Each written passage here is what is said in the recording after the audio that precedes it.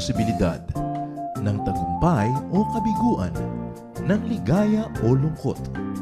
Kaya marapat lamang na tanggapin si Jesus bilang tagapagligtas at Panginoon.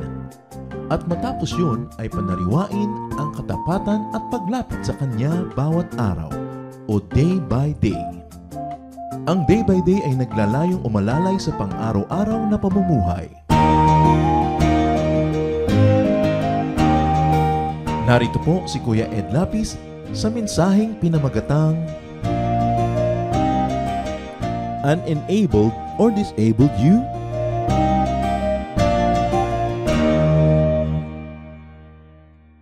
In the presence of the Lord, everything is possible. Whenever we enjoy the glorious presence and manifestation of the Spirit, nothing is impossible. Dun sa tula na Invictus ni William Ernest Henley, sabi niya, I am the master of my fate, I am the captain of my soul. Maraming mga Christian theologians are uncomfortable with that concept because they think that it is a declaration of independence from God. But interestingly, God created us exactly to be almost autonomous. That's why God created us in His image. God enabled us to do mighty things by His power. Never to forget that. But the Lord created us in His image. God designed us that we could be up to a point and with His help, masters of our fate and captains of our soul. Ang ating pag-aaral ngayon, pinamagatan natin, unenabled or a disabled you. Pinagpipilian lang natin kung tayo ba empowered or disempowered, tayo ba ay may kapangyarihan o wala. Ama namin sa langit, salamat sapagkat kayo ay nasa puso din namin. That you are present in our lives and you empower us. Teach us through our reading today. Unravel for us, O God, the mystery, the power of your presence, and teach us to be bearers of that power, not only into our lives, but into many people's lives. Forgive us our sins, cleanse us, and now, Lord, speak to us, heal us, empower, enable us. In the name of Jesus, your Son, we pray with thanksgiving. Matthew 14, 25 to 32, we will be reading a very familiar story. A little while before morning, Jesus came walking on the water toward His disciples. When they saw Him, they thought He was a ghost. They were terrified and started screaming. At once Jesus said to them, "Don't worry, I am Jesus, don't be afraid." Peter replied, "Lord, if it is really you, tell me to come to you on the water." "Come on," Jesus said. Peter then got out of the boat and started walking on the water toward Him. But when Peter saw how strong the wind was, he was afraid and started sinking. "Save me, Lord," he shouted. Right away, Jesus reached out His hand. He helped Peter up and said, "You surely don't have much faith. Why do you doubt?" Napaka-familiar pong kasaysayan na mga disipulo ng Panginoon ay nandun at namamangka sa dilim ng gabi at sa lakas ng hangin at hindi nila kasama ang Panginoon. Ang Panginoon naman ay sumunod sa kanila at naglakad sa tubig at nung malapit na sa kanila, nakita nila sila nagkandatakot. Sabi nila, multo, multo. At sabi ng Panginoon, huwag kayo matakot, ako si Jesus. At agad-agad sabi ni Pedro, kung talagang kayo po yan, papuntahin niyo ako sa inyo. In other words, paglakarin nyo rin ako sa tubig nang marating ko kayo dyan na malayo-layo pa dito sa bangka. At sabi naman ng Panginoon, halika. At ito namang Pedro ay talagang humakbang mula doon sa kanyang bangka tungo sa tubig. Una, isang paa, kasunod ang pangalawang paa, at naglakad siya palapit sa Panginoon. Ngayon, biglang naalala niya ang hangin at namasdan niya yung mga alon na nililikot ng hangin at naalala niyang tubig nga pala yun. At maaari siyang lumubog. Natakot siya. At nung siya'y magsimulang matakot, nagsimula rin siyang lumubog. Nagpatulong sa Panginoon, tinulungan naman, at sabi ng Panginoon, ano ka ba? Nakalakad ka na nga ng konti, nagduda ka pa. Bakit naman napakaliit ng pananampalataya mo? Kahit sa ilang hakbang, napatunayan mo na pwede. We're talking about ability and enablement, and that is available to the power of God. Now, Peter was enabled to walk on water, to do the amazing, to do what is beyond the ordinary, by his thought, by his desire to walk on water. So sabihin nyo, bakit siya nakalutang, nakapaglakad sa tubig? Una, inisip niya ginusto niya. Pag inisip at ginusto, nagsisimula ng maging posible. Sabi nga ng Panginoon sa mga pinagaling niya, your faith has healed you. People got healed because they wanted to heal and they believed they could be healed, and so they were healed. Sa simula pa lang na ito, ano po ang pwede nating matutunan at mapulot na aral?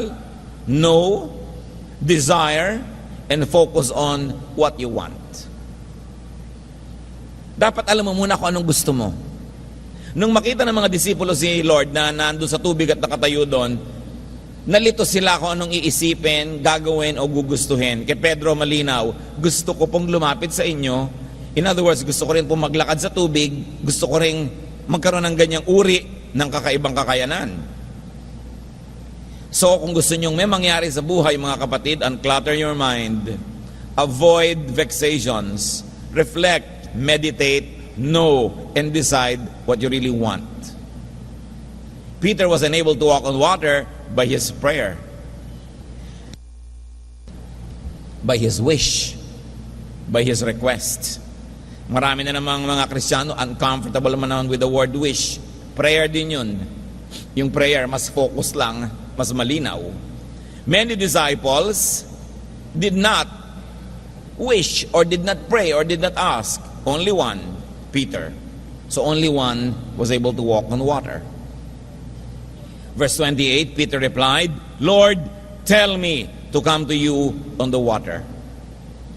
Naiisip tuloy natin, ano kaya ang nasa isip ng iba habang si Pedro ay nag-iisip ng ganitong mahalagang bagay? Anong iniisip nila?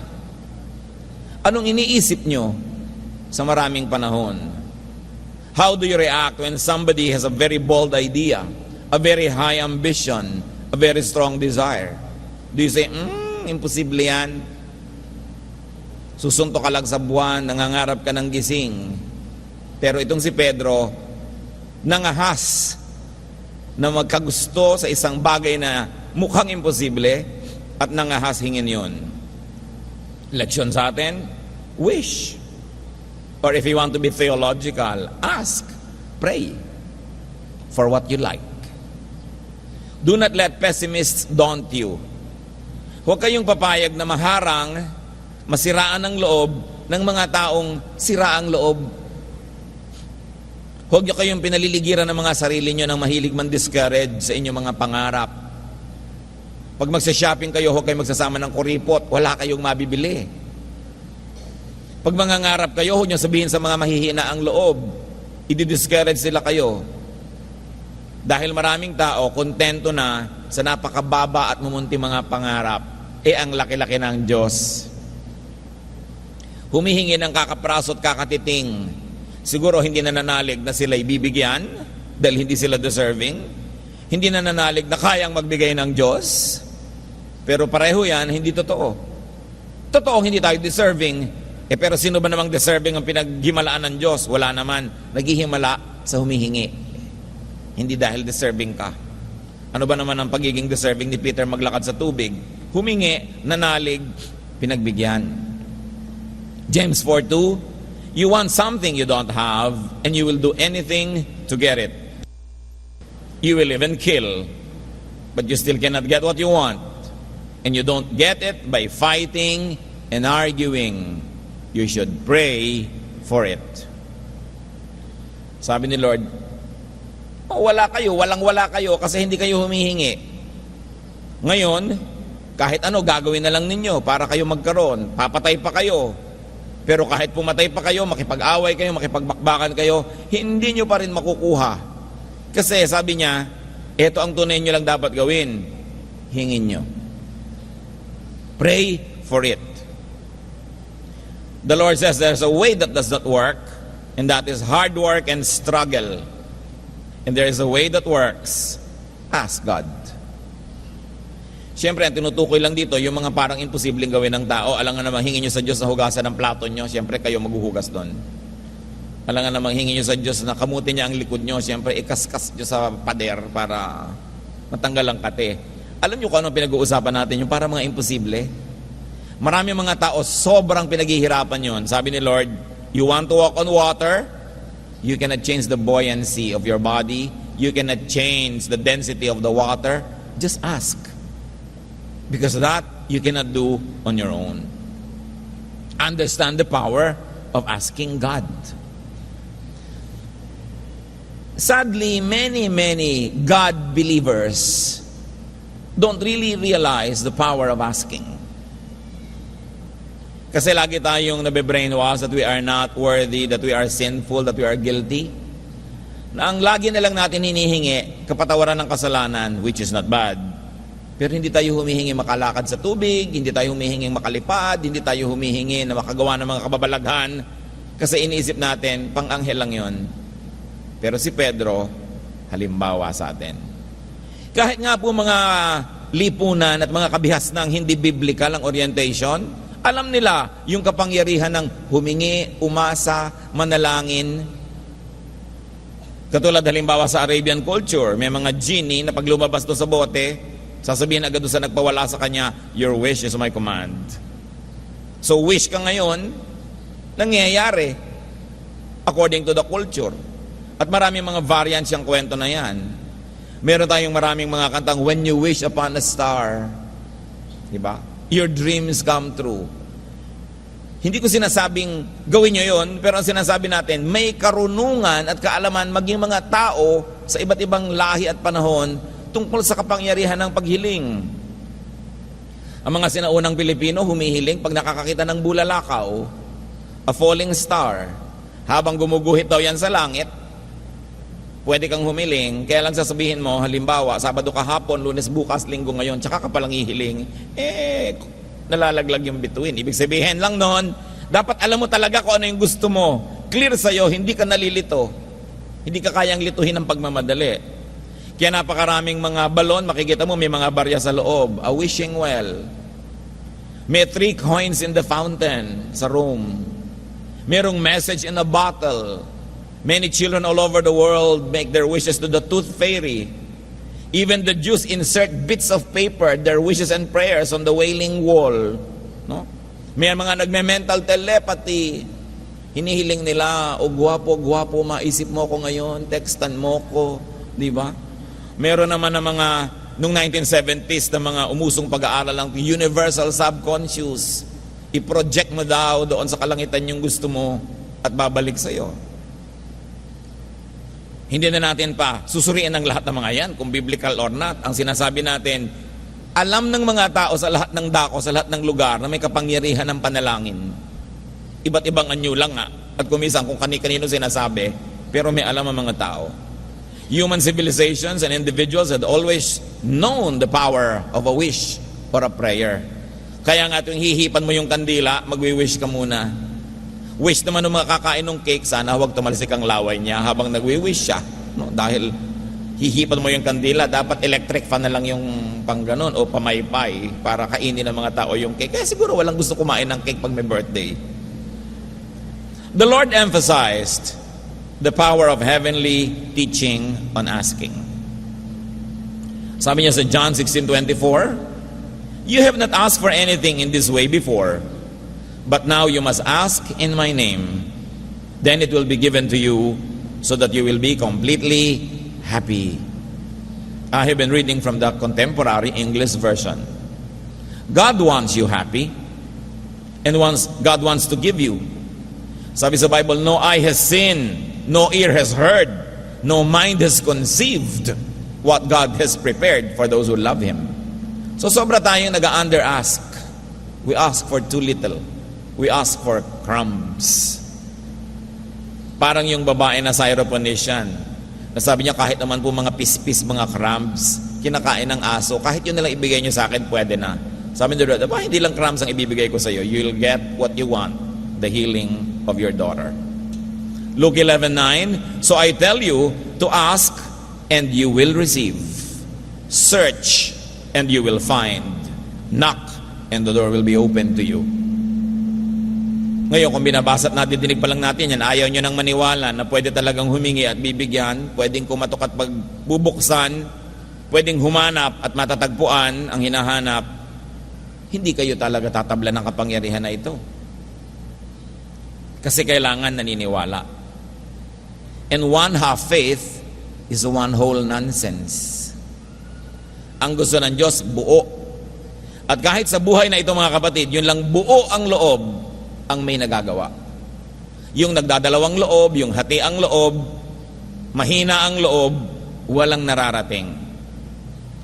But in asking, pay attention to your intention and method. Dapat good, syempre, and godly yung intention. So we pray according to God's will. 1 John 5:14, we are certain that God will hear our prayers when we ask for what pleases Him. At napakaraming ikinakalugod ng Diyos, konti lang yung hindi. So huwag na kayo masyado mag-isip, alin man nakaka-please, alin ang hindi. Kung hindi naman kayo sure, di hingin nyo pa rin. The worst that you will get is a no. Hindi naman bubukol yun. Kung yes. But believe. Don't doubt. Everything is possible for those that believe. Now Peter was unable to walk on water by his faith in Jesus. By his faith in the answer of Jesus na halika dito. He was enabled by his faith in himself as enabled and empowered by God to do it. Dapat yan naniniwala ka sa sarili mo. Pero sa sarili mo, na alam mong binigyan lang ng Diyos ng kapangyarihan, hindi dahil ikaw ay ikaw lang. Pero dapat din maniwala ka sa sarili mo. Kaya yung mga may paniniwala sa sarili, yun ang may mga na-achieve eh. Naniniwala kang mananalo ka sa kantahan, lalaban ka, you give your best. Pero kung hindi ka naniniwala, pag akyat pa lang sa stage, halos gumapang ka na doon sa stage sa pagiging mahiyain, hindi ka nga mananalo. Peter had all this, faith in Jesus, faith in the answer of Jesus, and faith in himself also as empowered by Jesus. Kaya lang nawala eh. Sa simula nandun, parang ningas kugon, ang bilis nagsiklab, ang bilis ding nawala. Peter was unable to walk on water by his actions. He prayed, he received the answer. Hindi passive reception, ha? Tinanggap niya actively, and then he acted on and obeyed it. Hihingi ka, manalig kang sasagutin, at kumilos ka na nananalig na sinagot ka na, matutupad. Kaya lang naman nalaman ni Pedro na hindi siya lulubog dahil humakbang na siya sa tubig eh. Hindi naman niya sinabing, pakita muna ng pruweba na hindi ako lulubog bago ako humakbang. Sabi ng iba, to see is to believe. Pero sa pananalig, to believe is to see. Kailangan ka munang manalig. Mark 11:24, whatever you ask for in prayer, believe that you have received it and it will be yours. So you have first to believe that you receive it, then it will be yours. Hindi yung nandun na, tapos maniniwala ka pa. Anong papaniwalaan mo ay nandun na? Ang pinapaniwalaan mo, yung wala pa. At dahil naniwala ka, kaya dumadating. Nauuna yung pananalig. So sa verse 29 sa kwento natin, sabi ni Lord, come on. Jesus said, then Peter got out of the boat and started walking on the water toward him. Remember, he got out of the boat first before he started to walk on the water. He operationalized his faith. Nananalig pala, di pinaandar niya yung pananalig. Nananiwala pala, so kumilos siya ng bagay sa paniniwala na yon. Nanalangin ka, Lord, huwag niyo pong paulanin bukas. Lalabas ako. Pero paglabas mo, may dala kang kapote at payong, hindi ka naniniwala sa prayer mo. So uulan. Kasi yung pagdadala mo ng kapote at payong is a wish na umulan. Tapos magtataka ka, ba't kaya nag-pray ako, umulan? Yan, nagtaka ka pa. Matapos mo mag-pray, nagdala kang payong eh. Di ulan ang ibibigay ko sa iyo, yan ang hinihingi ng body language mo. Yung hinihingi ng mouth language mo, huwag umulan. Pero ang body language mo, baligtad. Yan ang mangyayari. Peter entrusted his safety, his well-being, and his success to God. who answers prayers. And how can God fail those who trust in Him? Pagka ba may anak kayo na tumalon mula doon sa puno, tatay, saluhin niyo ako. Hindi niyo sasaluhin. Sasaluhin niyo talaga dahil nagtitiwala eh. Now, Peter never did anything physically difficult except ask, receive, and act. Ang totoo, ginawa niya yung napaka-imposible sa tingin ng marami. Pero wala naman talaga siyang ginawang mahirap pa. Humingi, tinanggap, naglakad. Anong mahirap doon?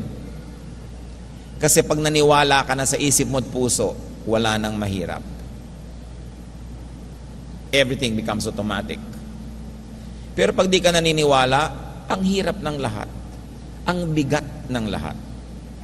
Hindi ka naniniwala na ikalulugod ng Diyos na mag-offering ka, kahit piso talagang ayaw mabakbak doon sa pitaka mo, anong hapdi. No? Pag hindi ka nananalig, teacher ka, Sunday school teacher ka, choir member ka, may ministry ka sa church, hindi ka naniniwala sa ginagawa mo, mahirap gawin. Kaya dapat manalig ka muna, tas dumadali. Now, Peter was enabled to walk on water by his focus on the Lord. Eto si Pedro, heto ang tubig, hayan yung hangin, hayan yung alon, pero nandun si Lord sa bandaron, dun siya nakatingin sa pupuntahan niya, hindi sa daan. At dahil nakatingin siya sa pupuntahan niya, nakakahakbang siya palapit. Pero may nangyari eh, di ba? Tinanggal niya yung pagtitig niya sa Panginoon at tinignan niya yung alon. Ay, tubig nga pala to. Kaya sabi sa Hebrews 12:2, we must keep our eyes on Jesus, who leads us and makes our faith complete. Naglilingkod ka sa Panginoon, sa church, whatever, sa ginagawa mo, sa ministry mo, saan ka nakatingin? Sa Panginoon.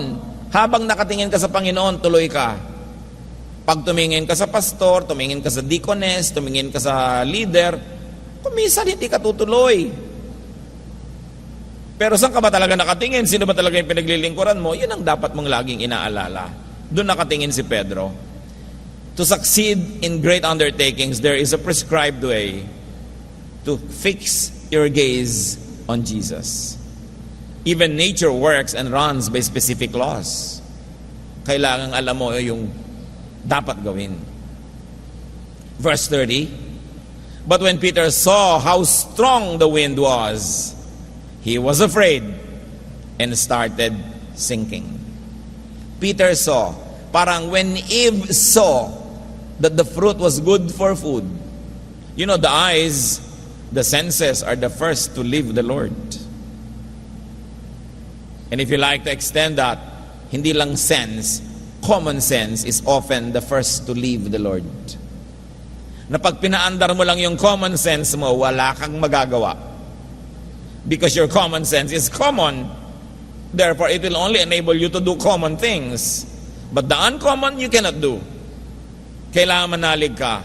Faith is the assurance of things hoped for, the evidence of things not seen.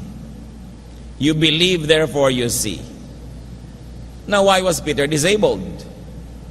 Lumalakad na sa tubig, lumubog pa. Sabi ng iba, nasa banig na, lumipat pa sa sahig. Kwarta na, naging bato pa. Bakit? Peter was disabled. He was made to sink by his wrong focus. Sa mali ba naman tumingin, pinanghinaan ng loob. Kahit ano ang pinapangarap niya at iniibig, hinahangad. Pag nagtanggal kayo ng tingin doon at tumingin kayo sa paligid, panghihinaan kayo ng loob. He looked out and thought of the wind and the waves. Nahati ang loob, naging double-minded.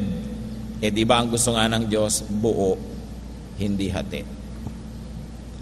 At dahil bumitaw siya ng pagtingin sa Panginoon at doon siya tumingin sa tubig, he cut his connection from the source of power. Because in great things, connection line to God is faith. Focus on God and a firm grasp of your faith. Hindi mo yun niluluwagan, hindi ka bumibitaw. Lalo sa panahon na nakatungtong ka sa tubig, hindi ka dapat bibitaw sa Panginoon. Yung mga iba, pag napatungtong sa tubig, bumibitaw ng kapit sa Diyos at kumakapit sa patalim. nagiging patay na kung patay ang attitude. Mas mahirap ang kondisyon, mas lalo kang dapat lumapit sa Diyos. Hindi panahon yan para magtampo sa Diyos. Mas nabibigo ka, mas nalulungkot ka, mas nade-depress ka, lalo ka dapat lumapit sa Diyos dahil mas higit na kailangan mo ang Diyos sa oras na yon. Pero syempre, malakas ang attraction ng tubig. Sinasabi ng tubig, tao ka lang, lulubog ka, halika na, naghihintay ako sa iyo. At pag nakinig ka doon, tulad ni Pedro, talagang magsisimula kang lumubog. He should have remained gazing at Jesus, the source of his power. Sabi sa Psalm 121:1, I look to the hills, where will I find help? Or if you might add a word, where else will I find help? Siyempre yung hills na yon, sinisimbolize yung temple sa Jerusalem. So niya, pag pinanghihinaan ang loob ko, tumitingala ako dun sa malayong burol na simbolo ng presensya ng Diyos. Peter was disabled by his fear of sinking. Peter was sunk not by the water, not by gravity. Peter was sunk by his thought and fear of sinking.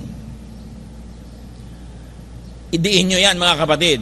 Hindi siya lumubog dahil sa force of gravity. Dahil kanina naman na naglalakad siya sa ibabaw ng tubig, meron ding force of gravity. Hindi yung gravity ang nagpalubog sa kanya, hindi yung tubig, siya. Kaya sinasabi natin, you are the captain of your soul. You are the master of your faith. If you choose to be afraid, you will sink. But if you choose to remain gazing at Jesus, you will not. So do not fear. Paulit-ulit, pinakamadalas sinabi ng Panginoon yan, do not fear. Because what you think, what you fear, usually happens. Kaya yung mga ibang observant, pag may nasabi kang hindi maganda sa inyo, ay, knock on wood. Kasi sinabi mo baka mangyari. Mga Christian man, huwag ka magna-knock on wood. Marami kasi tayong mga dinidismiss agad. Pero observation ng mga tao, kadalasan pag sinabi mo, nangyayari nga. Kasi sabi nila, knock on wood. Siguro yun lang methodology ng pagtanggal nila noon ang dapat i-correct. Pero may katotohanan yung takot. Why? Why does what you fear happen? Because fear is a very intense feeling and thinking. And what you think or say is actually a wish or a prayer. Whether you label it as a wish or a prayer, it is. Iniisip mo, laging laman ng isip mo, napoproject yung isip mo, nagiging prayer yun, nagiging wish. Your thought is a form of prayer. Kaya ang sinasabi sa atin sa Bible, watch your mind. Watch what you think of, because the mind is so powerful. You think of sinking, like Peter did. Actually, you pray for sinking. Therefore, you sink, because God promised to answer prayer. Kaya pag nag-iisip ka lagi ng mga negative, siguro itong asawa ko nagtatakasil to. Nangyayari nga kahit hindi pa nangyayari, ikaw na ang nag-suggest Kaya yung mga negative, ang batang yan, mahuhulog yan, anong huhulog? Ganyan. Alam niyo yung character sa Gulliver's Travel na napaka-pessimistic na tao? Pagtataka sila, sasabihin niya, we will be caught. At nahuhuli nga sila. Pagtatawid sila ng ilog, we will not make it. At talagang lumulubog nga sila. Tapos niya, I told you so. Kasi yung pag-iisip mo pa lang nun, prayer yun Kaya huwag niyong nililigiran ng sarili niyo ng mga tao, mga pessimistic. Huwag kang magbisikleta, baka ka yung ulo mo, baka mabarog. No? Huwag kang magganito, huwag kang mag-swimming, baka ka malunod. Huwag kang magganito, puro huwag. So niya, kasi tamo, yung sabi ko na nga ba, yung anak ni kumaring ko na nalunod nga. Kasi sinabi mo dapat isipir yung bunganga mo. Kung ano-ano mga negative ang pinagsasasabi mo, natutupad tuloy. Because you receive it as promised. Tapos magtataka ka kung ba't negative ang buhay mo. Kung sa umaga pa lang ang iniisip mo na negative things, ay, ang hirap ng buhay. Talagang hihirap ang buhay mo. Prayer yun eh. Ang basa ng langit doon, Diyos ko, pahirapan niyo po ang buhay ko. Sabi nyo, sige, pinag-pray mo eh. Kaya may mga tao na ang luluwag sa buhay dati, ang dami-daming pera, tapos ang arte-arte laging dumadaing, siguro sa takot mautangan. Wala nga kaming kapera-pera, ang dami. Alam nyo, after a few years, wala nang ang pera. Natupad, kasi ulit ng ulit. There is power in the spoken word, whether you understand the mystery or not. Kaya sabi ni Lord, let your words be few. Huwag niyong sabihin yan. But watch your mind, because that's where it all starts. Yung pagising mo sa umaga, yung paa mo tumama sa paa ng kama, nasaktan ka, sabi niyo, sira na ang araw ko. Promise, masisira lahat ang mangyayari sa araw niyo. Kasi sinabi niya na sa umaga, sira tong araw na to. Lahat talaga, magkakasunod-sunod. Pinray mo na eh. Akala mo lang hindi ka prayerful. Kaya sabi sa Bible, pray without ceasing. So nyo, paano naman pwede mangyari that you pray without ceasing? Actually, because you never stop thinking, you never stop praying. So you watch what you're thinking of. So niya, alisin nyo lahat yung mga laman ng isip nyo na marumi, pangit. Kasi kung yan ang laman ng isip nyo, yan ang laman ng news, yan ang naiisip mo. Sabi tayo ng sabi, only in the Philippines, only in the Philippines. Kaya lalo na namang nare-reinforce. Lalong natutupad yung mga sinasabi natin. Lagi tayong nilalait ang ating bansa. Pag nag-a-abroad ang mga Pilipino at malinis, buti pa dito sa Pilipinas, ang dumi. Kaya lalong natutupad. Kasi wala tayong magandang sinasabi tungkol sa ating bayan. Dapat yung palitan yan.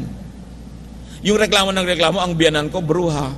Ang biyanan ko, masungit. Lalo nang nangyayari. Pero sabihin nyo, alam mo, may magandang point naman sa biyanan ko kasi mayroon siyang ganito, ganon. Makita nyo, yun na ma-emphasize. Subukan nyo lang. You know why? Because God created you in His image. Whether you like it or not, may kapangyarihan kang taglay. Bakit di mo gamitin sa tama? Ginawa ka ng Diyos na ganyan. Watch what you fear. Because it usually comes about. Nanonood ka ng horror sa gabi bago matulog, tapos nagtataka ka, ba't ka binabangungot? Dapat kang iumpog. Ang simple nun eh. Anong inilagay mo sa utak mo bago ka matulog? Natural, may carry over yon habang natutulog ka. Kasi hindi naman talaga natutulog ang isip. Hindi. Subukan mong tawagin ng isang tao sa pangalan niya, nagigising eh. Dahil yung isip niya hindi tumitigil. Kaya you can pray without ceasing. By filling your mind with good, godly, beautiful, edifying thoughts. Yung mga iba dyan, nilalait-lait si Mrs. Marcos, yung kanyang true, good, and beautiful. May point siya.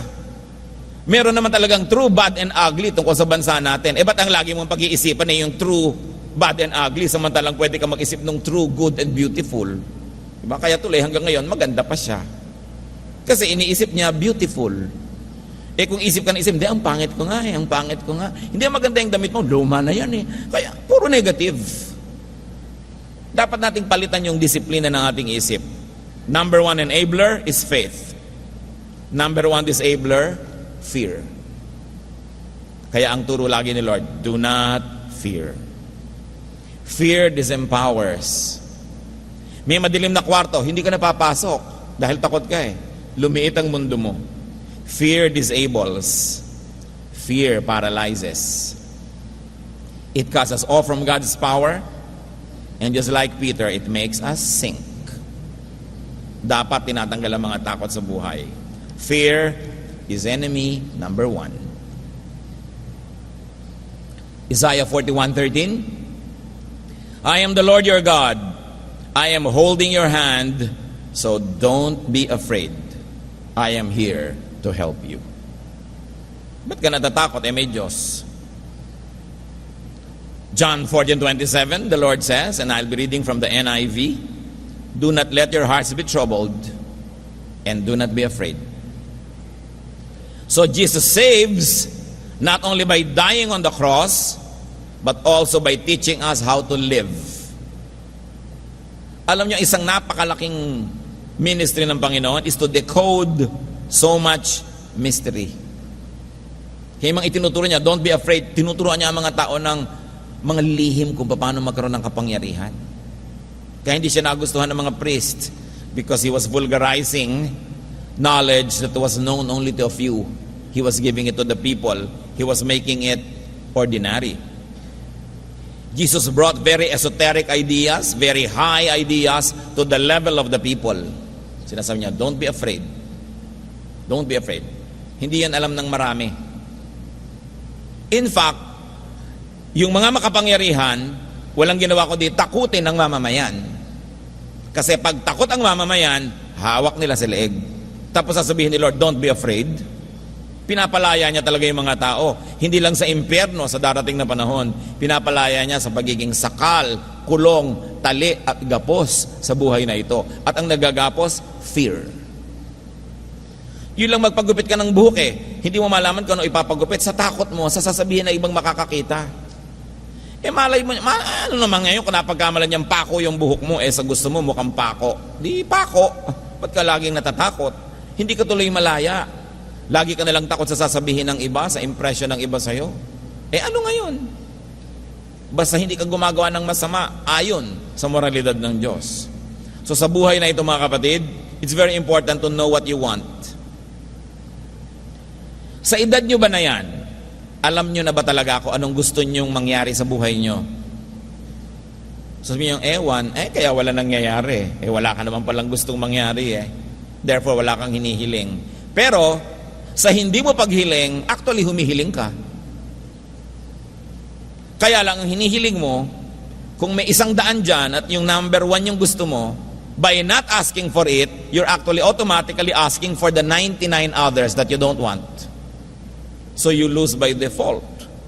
Kaya sobrang misery sa buhay, sobrang lungkot, sobrang hirap, kasi hindi naman tinatanggal ng mga tao sa buhay nila yun Manonood ka ng malungkot, makikinig ka ng malungkot, magkukwentuhan kayo ng malungkot. Tapos yung mga chismosa, chismis ng chismis, hoy, alam mo yung anak pala ni kumaring gano'n, yung babae pala na yun, ganyan. Alam nyo, wala pang 1 taon na mangyayari sa anak niya matutupad. Yung mga pintasera, lahat ng pintas nila sa iba, nangyayari sa sarili nilang pamilya. Kasi yung pintas nila is a prayer for themselves. Kaya sinasabi ni Lord, don't criticize, don't judge, because when you judge others, you judge yourself. Mahirap pa bang magagap yung sinasabi ni Lord? Pag may ibinagawa ka sa iba, sa iyo babalik. You judge, you get judged. You measure, you get measured. You criticize, it happens to you. Sa mga madapa sana yan, malugi sana sila, sa iyo babalik. Kaya sabi ni Lord, forgive. Why? Because when you forgive, you get forgiven. When you don't forgive, you don't get forgiven. What you give to the universe, to the world, to God, to nature, comes back to you. Kaya sinasabi niya, huwag kang matakot kasi tatakutin ka. Hindi ba ganon? Meron kang ginulat. Nagulat nga, lagi mong gugulatin. Nung ginulat ka, bigla ka binigwasan. Nung ginulat mo, hindi mo nagugulatin uli. Kasi hindi naman pala nagugulat at sinasapok ka pa. Tuwing nagugulat, ginugulat mo. Tuwing may mali-mali, pag sinigawan mo, nagkakamali-mali, sinisigawan mo nga, lalo. Kung iba yung response sa'yo, we've got to change the way we respond to God, to the spirit world. Nangyayari. Kaya sa Pilipinas, mga kapatid, mag-start kayo ng movement sa inyong sarili, sa ating mga kakilala. Let's stop talking negatively about our own country. Stop talking negatively about your husband or wife or your child or your mother-in-law. Stop this. So the idea will also stop. Hindi alam ng mga tao may kapangyarihan sila. Mabuti pa kami sa inyo mga non-biblical, non-Christian people, alam nila yon kaya nag-iingat. Believe. Ask in faith. But how can you ask? You don't even know what to ask for. And believe that you receive what you ask for. James 1, 6-7. But when you ask for something, you must have faith and not doubt. Anyone who doubts is like an ocean wave tossed around in a storm. If you are that kind of person, you can't make up your mind. And you surely can't be trusted. So don't expect the Lord to give you anything at all. Sabi, pagpapalit-palit ka ng isip, salawahan ka, paiba-iba, huwag mong asahang bibigyan ka ng Diyos kasi hindi ka naman pwedeng pagtiwalaan paiba-iba ka ng isip. So bakit ka pagtitiwalaan? Kailangan buo and then act on the basis of that faith. Tulad ni Pedro, nanalig na malulutang sa tubig, naglakad sa tubig. Pag nananalig ka, you've got to put it into practice. You've got to operationalize it. This was how all the great men and women in the Bible achieved great things. They put their action behind their belief. And then stay focused on God.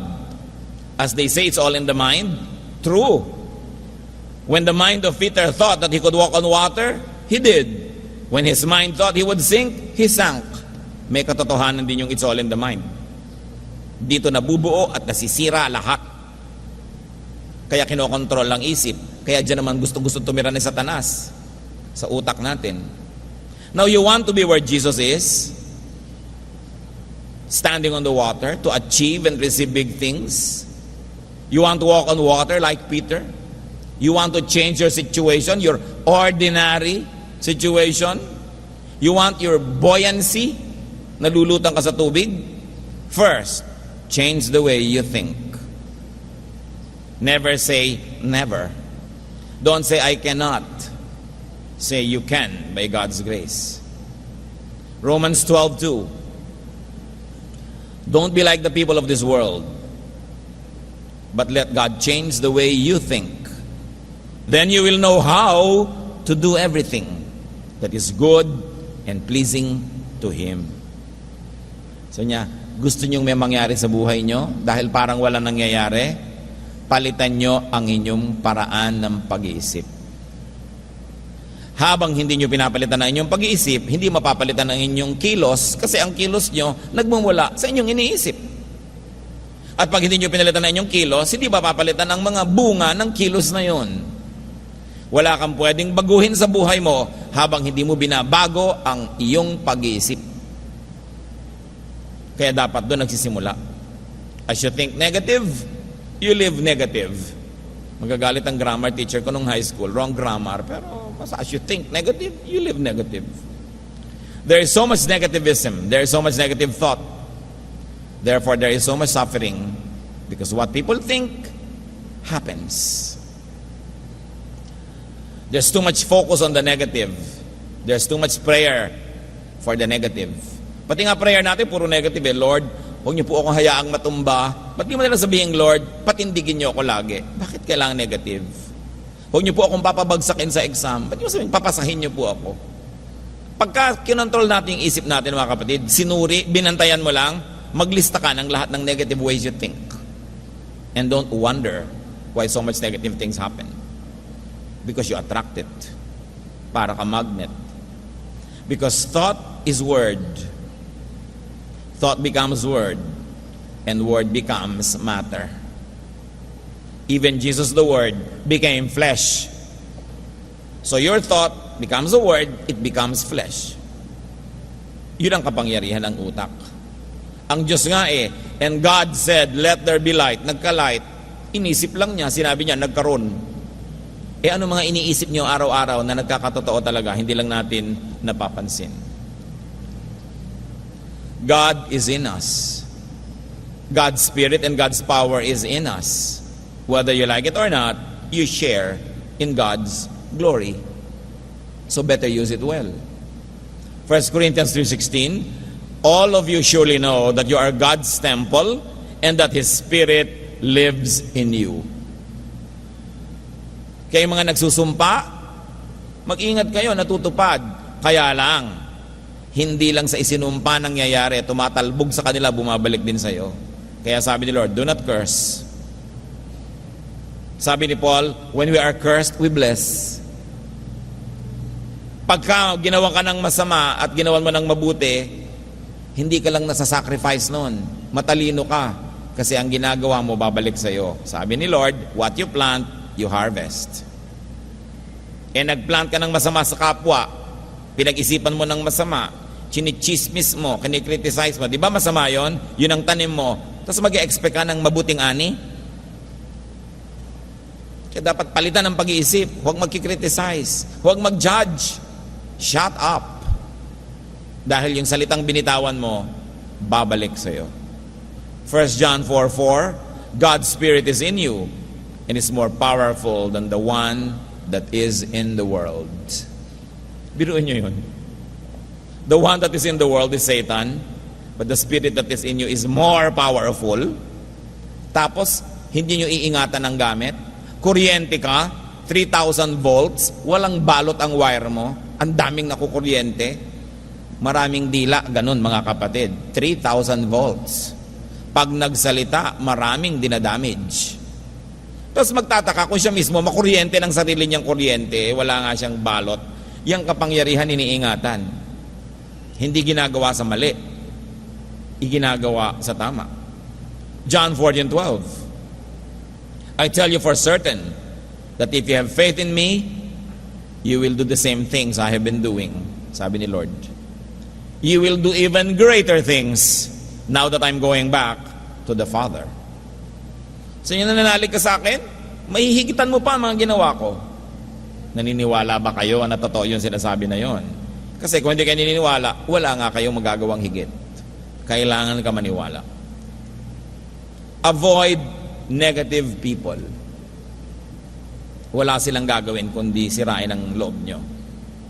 Kung gusto nyo talaga mag-shopping, may mabili kayong masaya kayo, huwag nyong isasama talaga ang kuripot nyong kaibigan. Pag may tinitingnan ka, nakasimangot siya, sabi niya, kailangan mo ba talaga yan? Hindi, pero sasaya ko, umalis ka dyan. Diba? Hindi ko naman kailangan lahat, diba? Maraming bagay na hindi kailangan pero nagpapasaya. Basta hindi ko ninakaw to at hindi naman ako umaabuso, umalis-alis ka sa harap ko. Diba? Gusto nyo mag-enjoy sa travel, huwag di kayo magsasama ng kuripot. Kung gusto nyo kumain ng masarap, Skyflakes, may baon tayo. Ano? Nandito tayo sa room, Skyflakes pa? Ano ka ba? Diba? When you dream, when you plan, huwag nyong i-share sa mga mahihina ang loob. They will dissuade you. They will discourage you. When you think of your dreams, be free. What you dream, you live out. But what you fear is what you really wish, whether you wish it or not. Kasi deceitful si Satan, di ba? Nadideceive ka niya eh. Hindi mo alam, nagpe-pray ka na eh. Nagpe-pray ka na pala ng negative. So it happens. So think positive, live positive. Sabi sa Philippians 4:8, finally, my friends, keep your minds on whatever is true, pure, right, holy, friendly, and proper. Don't ever stop thinking about what is truly worthwhile and worthy of praise. So pag may iniisip ka, tanong mo, worthwhile ba to? Ito ba'y true, good, and beautiful? Otherwise, I should be careful. John 14:27, sabi ni Lord, so don't be worried and afraid. Nakakapagpa-worry. Kaya ang hirap manood ng news, lalo yung news sa gabi, sa TV, naghahapunan ka, lahat ng kinatay nandun. Diba? Lahat ng mga tao nagkadurog-durog, nagkalasog-lasog at nagkagiba-giba, yun ang news. Paano ka gaganahan kumain nun? Diba? Kaya kailangan patayin yung TV na yan. Pag kumakain ka, play ka ng good music, so it encourages conversation. Paggising mo sa umaga, ang papangit ng mga news, dapat binabasa mo yan pagkatanghali na lang. Kasi masisimulan yung araw mo, negative. And don't be anxious. Your anxiety will gift you with realization because you think about it. Sabi sa 1 Peter 5:7, cast all your anxiety on Him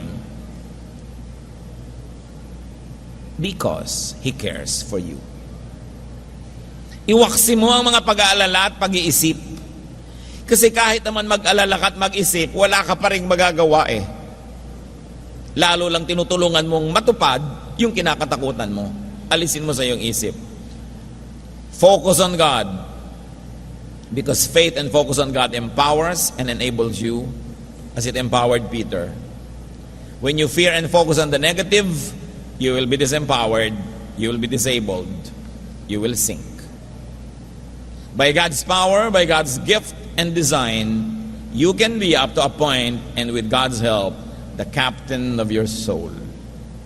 Take control of the direction of your mind. It's your choice if you would be enabled or disabled. It is your choice if you're going to be an encourager and an enabler of others, or a discourager and a disenabler. Hindi lang tayo ang pinag-uusapan, yun ding ministry nyo sa iba. Nakakapagpalakas ba kayo ng loob, nakaka-encourage, o nakakapagpahina ng loob ng kapwa? Isipin natin ang mga bagay na ito. Kasi diyan nakasalalay ang kasiyahan natin at kaluguran ng Diyos sa ating buhay. Ama namin, turuan niyo po kami na i-apply ito sa pang-araw-araw naming buhay. Sa ilang saglit mga kapatid, magbulay-bulay sa tahimik na pananalangin kung ano pa ang mga dapat nating mapakinabang sa ating pinag-aralan.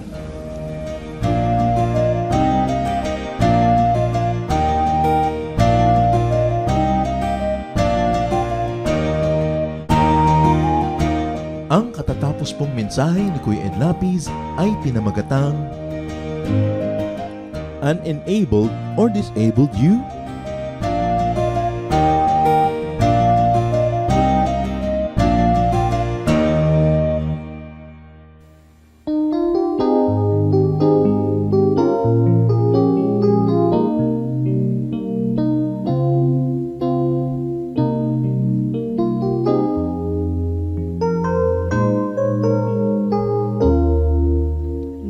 Buhay ko nooy laging nangangamba.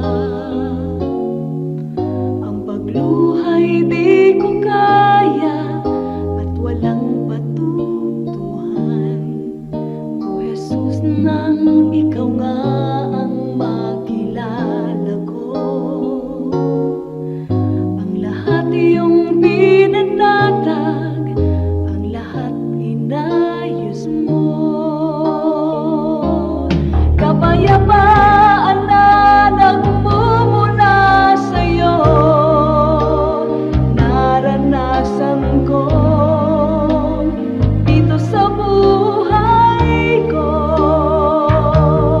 Kapayapaan nun pa may hinihintay, aking Panginoon sa aking buhay.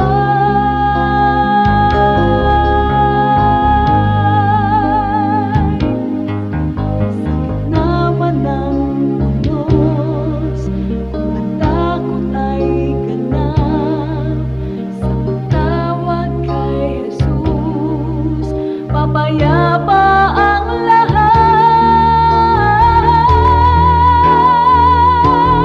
Kapayapaan na nagmumula sa'yo, naranasan ko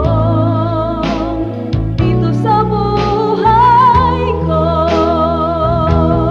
Kapayapaan na aking hinihintay, aking Panginoon sa aking buhay,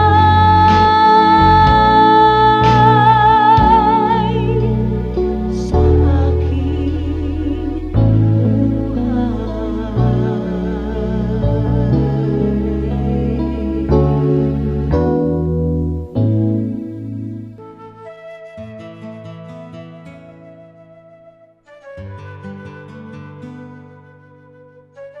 Bakit bayani ang turing kay Lapu-Lapu?